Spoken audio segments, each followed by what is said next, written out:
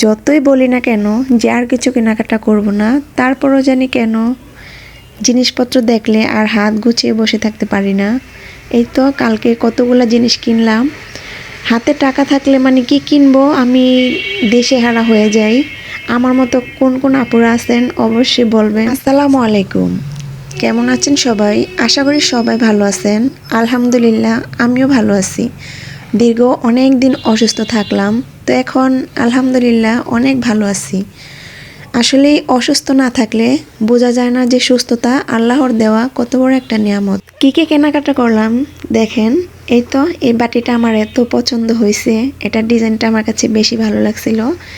আর এই তো আরেকটু বড় সাইজের একটা বাটি, তো এগুলা কিন্তু কম দাম, এত বেশি দামের না। আর এ হলো 6টা কিউট কিউট ছোট প্লেট।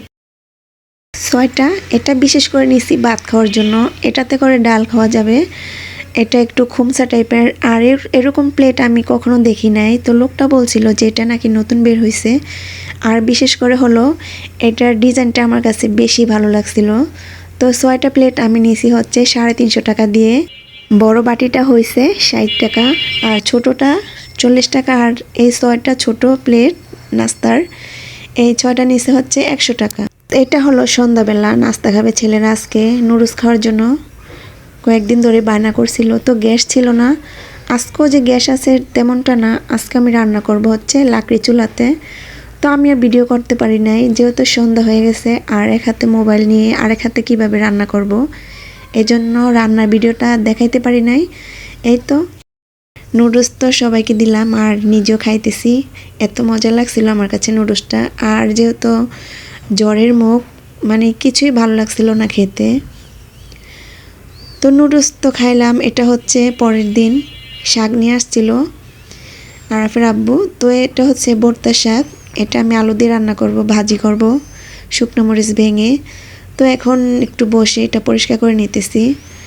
এখানে 2 আটি শাক, আর 2 আটি শাক নিল হচ্ছে 30 টাকা দিয়ে। আর শাকগুলো এত ফ্রেশ ছিল, কোনো ময়লা ছিল না। আর এটার সাথে কিন্তু অনেকগুলো ধনেপাতা ছিল, তো ধনেপাতাগুলো আমি বেছে আলাদা করে নিয়েছি। আমার দোনো ছেলে মাদ্রাসা থেকে এসে দেখে আমি শাক বাছতেছি, তো ওরা আমার সাথে সাথে আমাকে সাহায্য করতেছে। আলহামদুলিল্লাহ আমার দোনোটা ছেলে আমাকে যথেষ্ট পরিমাণ সাহায্য করে। ওরা অনেক কিছু বুঝে যে মা অসুস্থ থাকলে কি করতে হবে না করতে হবে। এই তো আমাকে বলতেছিল যে তুমি বসো, তোমার ঠান্ডা, আর আমরা এগুলো পরিষ্কার করে নিই। তারা দোনো ভাই এখান দিয়ে কাজ করতেছে, তো আমি আমার কাজে লেগে পড়ি। এখান দিয়ে হচ্ছে আমি শাক রান্না করব। তো শাকটা আমি কিছুক্ষণ ভিজিয়ে রাখবো, তাহলে বালু থাকলে নিচে পড়ে যাবে। আর আমি মূলা নিয়ে আসলাম, এটার কথা আমি ভুলে গেছিলাম।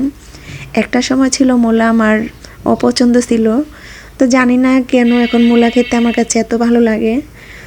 এই তো এখানে 20 টাকার মূলা। তো শাকটা কেটে আমি পলিথিনে করে ফ্রিজে রেখে দিব। আজকে রান্না করব না শাক, কালকে রান্না করব। আর আজকে আমি মূলাটা রান্না করব ডাল দিয়ে। তো এই মূলার তরকারি একটু বাসি হলেই বেশি ভালো লাগে খেতে। তো এই তো বললাম না আমার দোনোটা ছেলে আমার সাথে কাজ করতেছিল। তো একজনে শাকটা পলিথিনে ভরে রাখতেছে, আরেকজনে মূলা রাখতেছে। তো এখান দিয়ে হচ্ছে আমি শাকটা ভিজিয়ে রাখলাম। এখন আমি শাকটা ধুয়ে নিব। তো অনেকবার আমি শাকটা ধুয়ে নিয়েছি, তো এখন লাস্টবারের মতো ধুয়ে নিব। এই তো একটা চালনিতে করে শাকটা পানি ঝরিয়ে নিব। আর কিছু আলু কেটে রাখছিলাম, এটা আমি ধুয়ে তারপর রাখলাম। এখন খালি চুলাতে বসাবো আর রান্না করব। এখান দিয়ে হচ্ছে রসুন, তারপর কাঁচামরিচ, বেশি করে পেঁয়াজ নিলাম। তো এখান দিয়ে হচ্ছে মূলাটা আমি আগে ভাপ দিয়ে পানি ফেলে দিব, তাহলে আর গন্ধ থাকবে না। তো শাকটাও আমি একটু ভাপ দিয়ে নিতেছি, পরে শাকটাকে আমি বাগার দিব। আর এখান দিয়ে তো আমি মূলার তরকারিটা বসিয়ে দিলাম। তো বেশি পরিমাণে ডাল দিলে ভালো লাগে খেতে। তো মূলার তরকারি ওই চুলাতে হতে থাক, আর এখান দিয়ে হচ্ছে আমি শাকটা বাগার দিতেছি। এই তো শাকটা বাগার দেওয়া হয়ে গেছে, এখন নামিয়ে নিব।